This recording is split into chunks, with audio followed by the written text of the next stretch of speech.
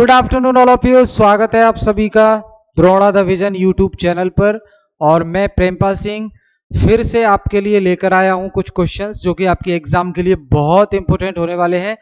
तो एक बार सभी कनेक्ट हो जाएंगे क्लास के साथ, और क्लास अगर पसंद आए तो भैया शेयर जरूर कर दिया करो, है ना। ठीक है, तो बड़ा मोटिवेशन मिलता है, शेयर कर दिया करो। तो सीधे क्वेश्चन की शुरुआत करते हैं हम, जो कि आपके एग्जाम के लिए बहुत महत्वपूर्ण है। और उम्मीद है कि आप जिस भी एग्जाम की तैयारी कर रहे हैं उसकी तैयारी बहुत मस्त चल रही होगी, जबरदस्त चल रही होगी। ठीक है, और उस तैयारी में हमारी तरफ से जो थोड़ा बहुत कंट्रीब्यूशन हो पाए तो ये हमारे लिए एक मोटिवेशन का काम करेगा। ठीक है, क्योंकि अल्टीमेट एम हमारा है कि आप में से ज्यादा लोगों का सिलेक्शन हो, और वो भी कम समय में। ऐसा नहीं है कि खींचते जा रहे हैं तैयारी को, खींचते जा रहे हैं, नहीं। एक मेहनत करो तो जबरदस्त करो, और एक लिमिटेड टाइम के लिए करो। ठीक है, चलो। तो ये जीके जीएस का जो प्रैक्टिस सेट है ये पिछले सालों में पूछे गए प्रश्न पत्रों पर आधारित है। तो हम क्वेश्चन डिस्कस करते हैं। क्वेश्चन आपके सामने है, मैं बता देता हूं आपको question. Which article of constitution gives precedence to constitutional provision over the laws made by the union parliament. यानी कि भारतीय संविधान में जो रूल्स रेगुलेशन हैं उनके बाद पार्लियामेंट के द्वारा अगर कोई ऐसा कानून बना दिया जाता है कि वो कानून भारतीय संविधान के विरोध में जाता है, और एक जो है कॉन्ट्राडिक्शन देखने को मिलता है कि मान लो संविधान में फंडामेंटल राइट में बोला गया कि जो है हमें पूरी कंट्री में कहीं भी आने जाने की फ्रीडम है, स्वतंत्रता है, और पार्लियामेंट कानून बना दे कि एक व्यक्ति जो है जो महाराष्ट्र का व्यक्ति है, या ये एग्जांपल सही रहेगा, उत्तर प्रदेश का व्यक्ति है, वो तमिलनाडु में जो है एजुकेशन लेने नहीं जा सकता, मान लो अगर कानून बना दे। तो एक तो संविधान में फंडामेंटल राइट में बोला जा रहा है कि व्यक्ति को कहीं भी आने जाने की स्वतंत्रता है, कोई भी व्यवसाय करने की स्वतंत्रता है ना। और सब पार्लियामेंट रूल बना रही है कि जो है एक क्षेत्र का व्यक्ति दूसरे क्षेत्र में नहीं जाएगा क्योंकि लैंग्वेज बैरियर हो सकता है। तो पर मना करना तो सही नहीं है, कानून बनाना इसके लिए सही नहीं है। तो ऐसी स्थिति में क्या होगा, संविधान में जो नियम कानून हैं उनके विरोध में जाकर अगर पार्लियामेंट कोई कानून बना देती है तो वो पार्लियामेंट का जो कानून है, वो जो पार्लियामेंट का जो कानून है वो नहीं माना जाएगा, कॉन्स्टिट्यूशन का कानून ही माना जाएगा। ऐसा किस आर्टिकल में कहा गया है वो सवाल आपसे पूछा है। तो आर्टिकल 13 किसमें कहा गया है, फंडामेंटल राइट्स जो हैं वो आर्टिकल 12 से लेकर 35 तक हैं, और फंडामेंटल राइट भारतीय संविधान के भाग 3 में है, और ये कॉन्सेप्ट हमने अमेरिका से लिया है। ठीक है, समझ में आ गया। और फंडामेंटल राइट जस्टिसिएबल है, यानी कि इनका उल्लंघन करने पर आप सुप्रीम कोर्ट, हाई कोर्ट को अप्रोच कर सकते हो, तो आपको न्याय मिलेगा। तो आर्टिकल 13 में कहा गया है कि पार्लियामेंट कॉन्स्टिट्यूशन के अगेंस्ट में जाके पार्लियामेंट कोई कानून बनाती है वो निरस्त हो जाएगा, आर्टिकल 13 ये कहता है। तो ये आपको याद रखना है। ठीक है, क्लियर। अगला सवाल की हम बात करेंगे। आपके लिए पहले तो सवाल है, आपको जवाब देना है कमेंट में। फंडामेंटल ड्यूटी यानी कि मौलिक कर्तव्य किस कमेटी की सिफारिश पर संविधान में जोड़े गए।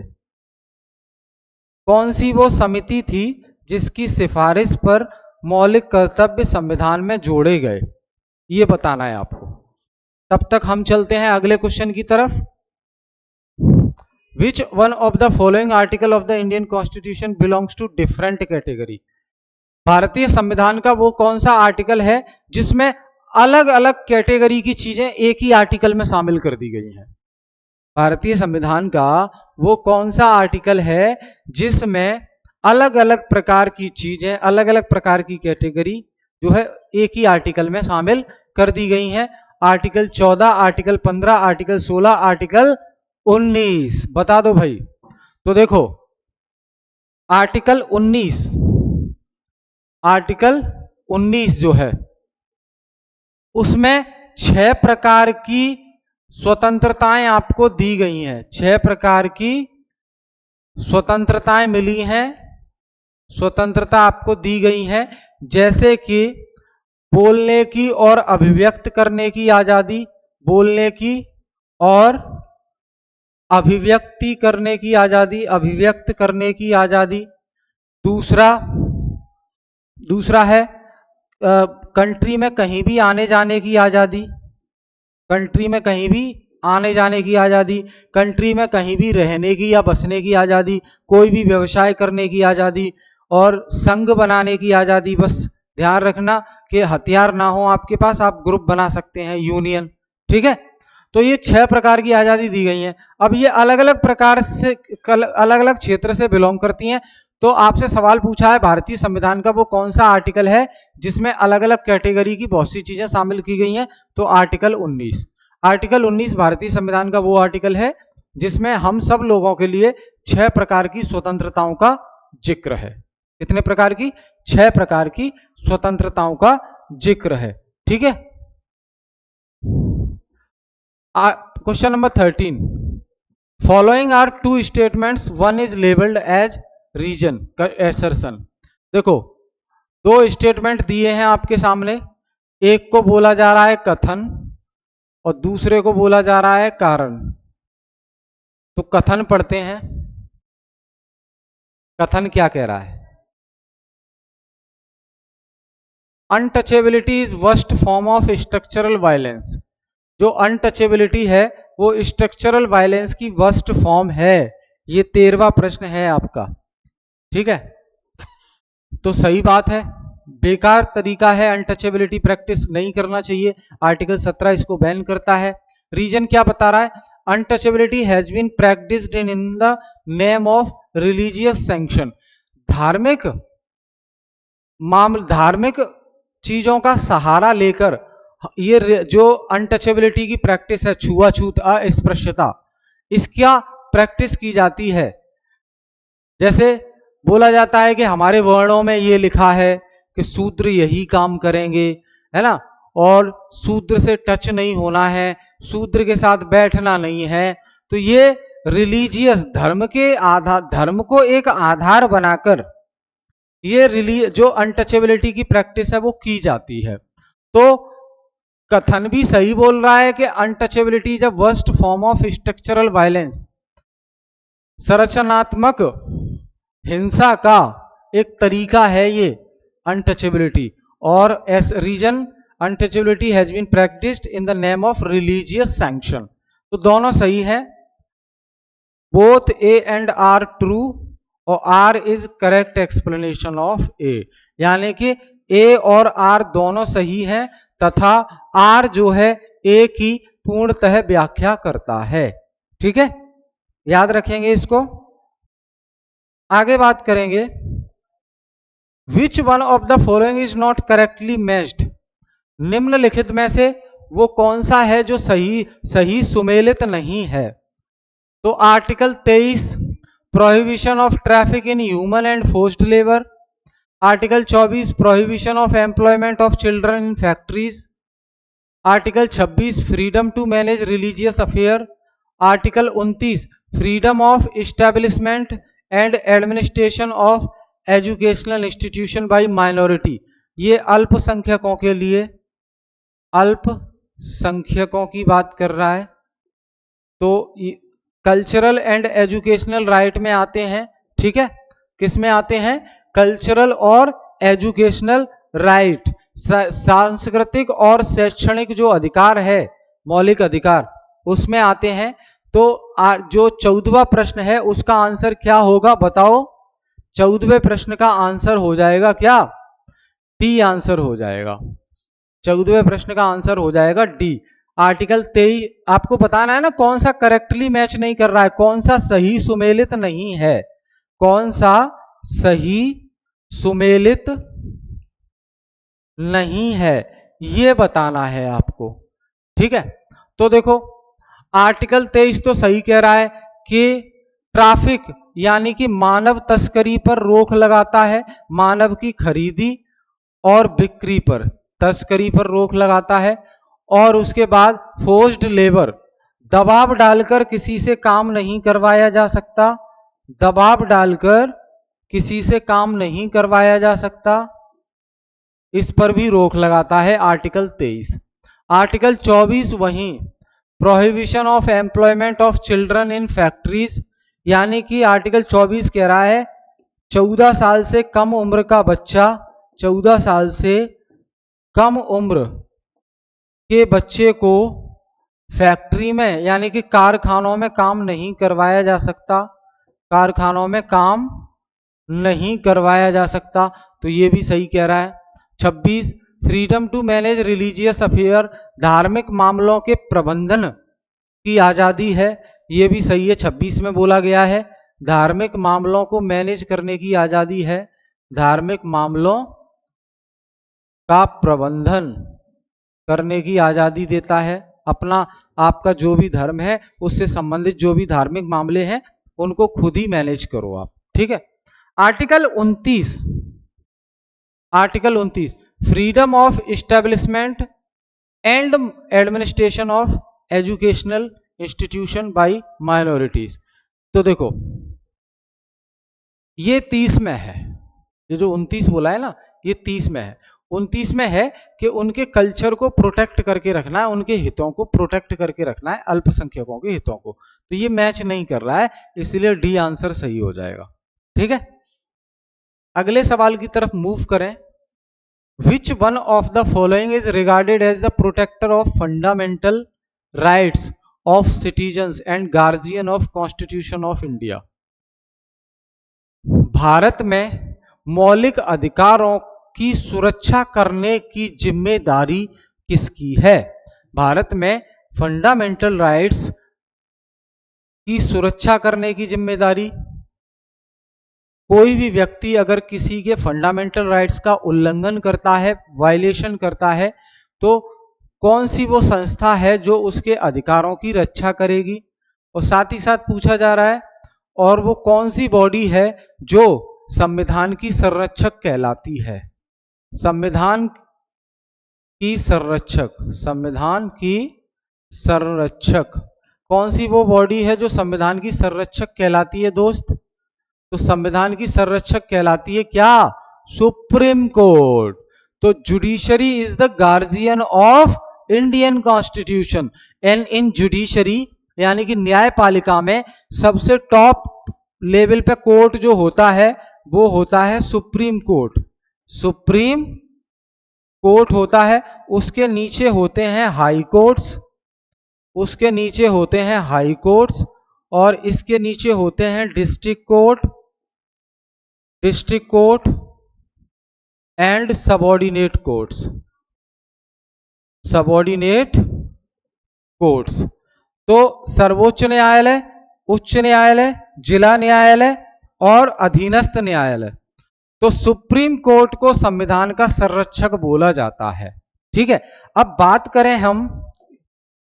करें कि अगर किसी के फंडामेंटल राइट्स का उल्लंघन होता है तो सुप्रीम कोर्ट के पास पावर है अकॉर्डिंग टू आर्टिकल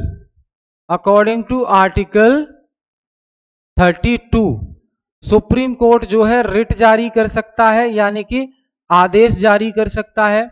और वहीं high court according to article 226 ये भी जो है रिट जारी कर सकता है, ठीक है। लेकिन फंडामेंटल राइट्स के मामले में सुप्रीम कोर्ट का दायरा बड़ा है, समझ गए। तो अब इस एक ही सवाल में दो क्वेश्चन आपसे पूछ लिए गए हैं, आंसर एक ही होगा।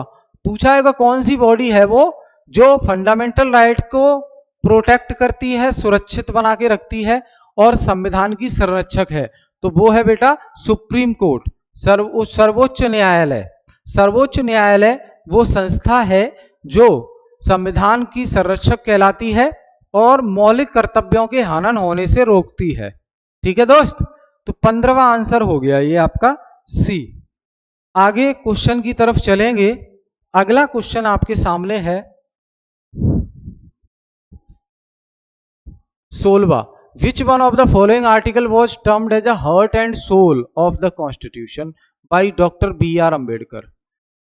डॉक्टर भीमराव अंबेडकर के द्वारा, डॉक्टर बी आर अंबेडकर के द्वारा भारतीय संविधान का वो कौन सा अनुच्छेद है जिसे संविधान का दिल और आत्मा बोला गया है, संविधान का हृदय और आत्मा कहा जाता है, उस आर्टिकल को डॉक्टर अंबेडकर ने कहा है। तो कौन सा वो आर्टिकल है? तो बेटा वो आर्टिकल है आपका आर्टिकल 32। आर्टिकल 32 को डॉक्टर भीमराव अंबेडकर के द्वारा क्या कहा गया है? क्या कहा गया है? संविधान का हृदय और आत्मा। यानी कि आर्टिकल 32 क्या कह रहा है? आर्टिकल 32 बेसिकली है किससे संबंधित? तो संवैधानिक उपचारों से संबंधित है। संवैधानिक उपचारों से संबंधित है आर्टिकल 32। उपचारों से संबंधित, संवैधानिक उपचारों का अधिकार बोलते हैं इसको, ठीक है, संवैधानिक उपचारों का अधिकार। तो देखो जितने भी फंडामेंटल राइट्स हैं, अगर किसी का भी उल्लंघन होता है तो आर्टिकल 32 ये कहता है कि सुप्रीम कोर्ट में आपको न्याय देगा अगर कोई वायलेशन कर रहा है, और सुप्रीम कोर्ट के पास आर्टिकल 32 के अनुसार ये पावर है कि वो रिट जारी कर सकता है और सख्त निर्णय ले सकता है, ठीक है, सजा भी दे सकता है। तो आर्टिकल 32 को भीमराव अंबेडकर के द्वारा संविधान का हृदय और आत्मा बोला गया है, ये सवाल पूछा गया है। डीएसएसबी, टीजीटी, एसएसटी में भी ये सवाल आया है, यूपी टीजीटी एसएसटी में भी ये सवाल आया है, एसएससी में भी पूछा गया है। ये कुछ क्वेश्चन ऐसे हैं ना जो एकदम टॉपिक के कॉन्सेप्ट को टच करते हैं, तो कॉन्सेप्ट वाले क्वेश्चन हमेशा किसी न किसी फॉर्म में आपके सामने आ जाते हैं, इनको मिस नहीं करना, ठीक है। चलो आगे बात करेंगे, हम अगले क्वेश्चन की तरफ चलते हैं। Which part of constitution of India declare the ideal of welfare state? भारतीय संविधान का वो कौन सा भाग है जो कल्याणकारी राज्य की बात करता है? भारतीय संविधान का वो कौन सा भाग है जो कल्याणकारी राज्य की बात करता है? कल्याणकारी राज्य की बात करता है, सोशल वेलफेयर मतलब वेलफेयर स्टेट की बात करता है। अब भाग 3 की अगर हम बात करें तो भाग 3 में तो मौलिक अधिकार हैं, जो किसकी बात करते हैं? जनता के मौलिक अधिकारों की बात करते हैं। लेकिन आपसे पूछा है कल्याणकारी राज्य के बारे में कौन सा भाग बात करता है कॉन्स्टिट्यूशन का? तो बेटा पार्ट, संविधान का भाग कौन सा है? पार्ट 4। पार्ट 4 ये किससे रिलेटेड है? ये रिलेटेड है भाई डीपीएसपी से संबंधित। डीपीएसपी यानी कि राज्यों के नीति निदेशक तत्व, राज्यों के नीति निदेशक तत्व, ठीक। डीपीएसपी मतलब directive principle of state policy. DPSP मतलब directive principle of state policy.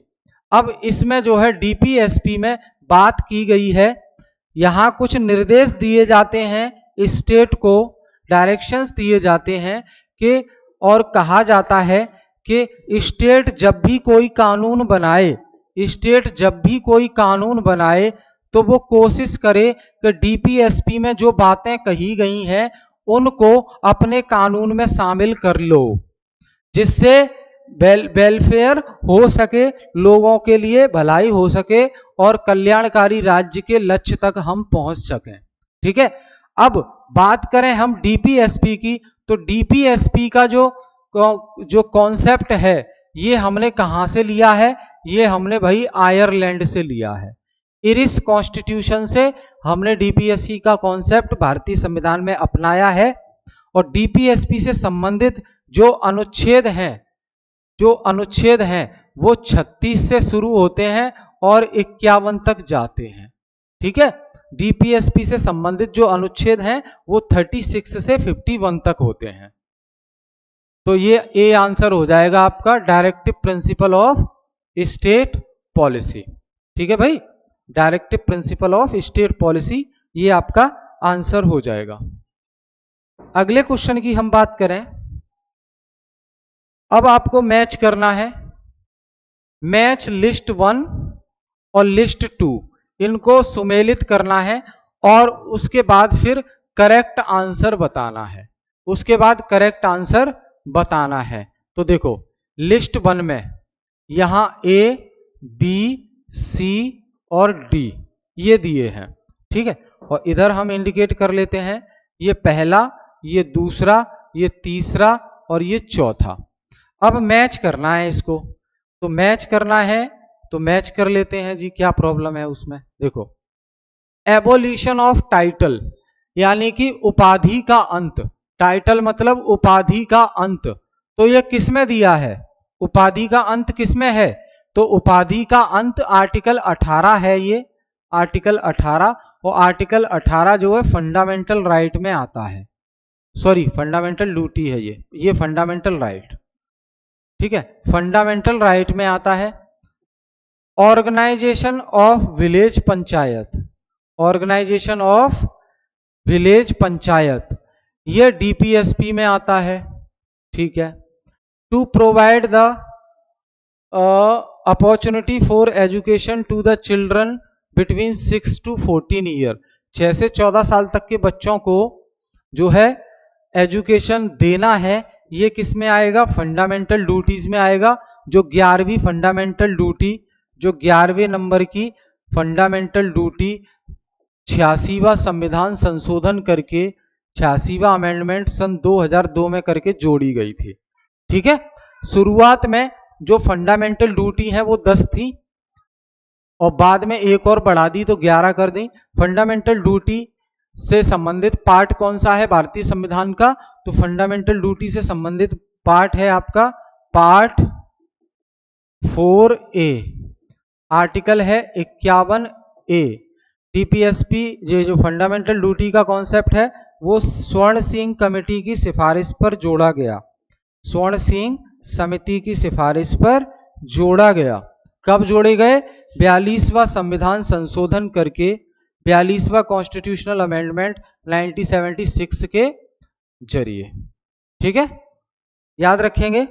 चलो तो मैच करना है। 18वें का अब आंसर बता दो फटाफट से।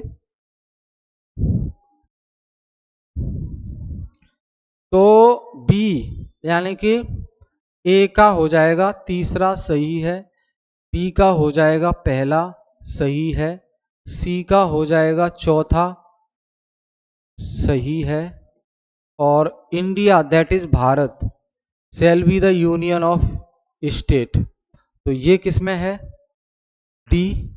तो कौन सा बचा, यूनियन एंड इट्स टेरिटरी, इसमें आ जाएगा। ठीक है, तो बी आंसर हो गया इसका, क्लियर, बी आंसर इसका सही हो जाएगा। चलो आगे है question number 19, which of the following are included in the directive principle of state policy, यानी कि राज्य के नीति निदेशक तत्वों में, राज्यों के नीति निदेशक तत्वों में क्या शामिल है, राज्यों के नीति निदेशक तत्वों में क्या शामिल है,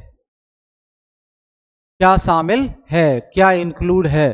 तो देख लेते हैं। पहला, prohibition of traffic in human being and forced labour, तो ये तो बेटा फंडामेंटल राइट है, अभी हमने बात की, तो ये शामिल नहीं होगा।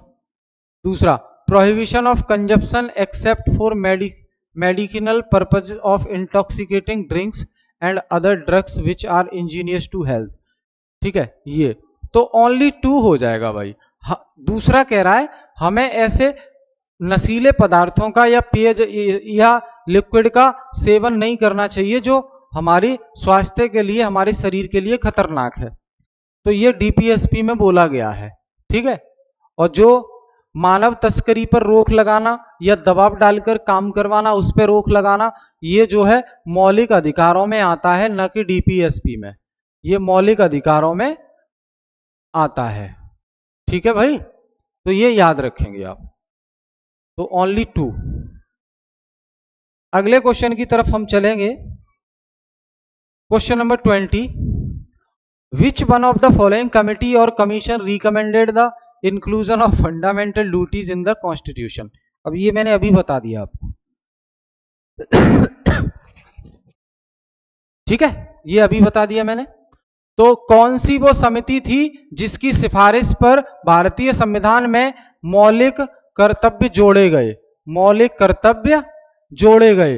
तो सरदार स्वर्ण सिंह कमेटी की सिफारिश पर भारतीय संविधान में मौलिक कर्तव्य जोड़े गए। शुरू में इनकी संख्या 10 थी, 2002 में 11वीं फंडामेंटल ड्यूटी और जोड़ी गई। तो ये चीजें आपको याद रखनी है। ठीक है, आशा करता हूं क्वेश्चन अच्छे से समझ आए होंगे, जो जानकारी मिली वो हेल्पफुल रहेगी आपके एग्जाम के लिए। तो इसी के साथ मैं विदा लेता हूं आपसे। कल की क्लास में हम फिर मिलेंगे आपसे।